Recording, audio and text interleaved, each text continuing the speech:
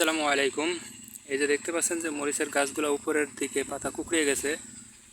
তো এই কুঁকড়ানোর একটাই কারণ, সেটি হচ্ছে থ্রিপস পোকা অথবা চিনি পোকা বলে থাকি। এই একটা পোকা, এই চিনি পোকা কীভাবে দমন করা যায় এটা কিন্তু আমার জানা নাই। তো আপনারা যদি জানেন তাহলে অবশ্যই জানাবেন। তো দেখুন চিনি পোকাটা কেমন, এবং খুব লক্ষ্য করবেন যে পোকাটা কেমন। সাদা, কিন্তু একেবারে খুব ভালোভাবে ক্যামেরাতে লক্ষ্য করলে, ভিডিওতে বুঝতে পারবেন হাঁটা চলাচল করছে, একেবারে ছোট।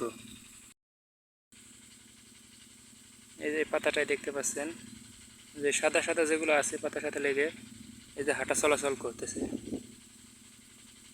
এগুলো আসলে কি দিয়ে দমন করা যায়, এবং এই পোকাটাই মরিচের আসলে পাতা উপরের দিকে কুঁকড়ানো বা ফুটে যাওয়ার জন্য প্রধান দায়ী।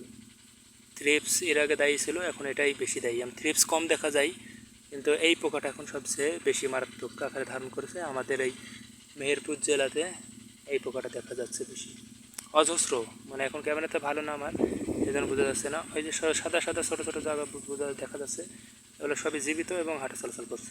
ধন্যবাদ।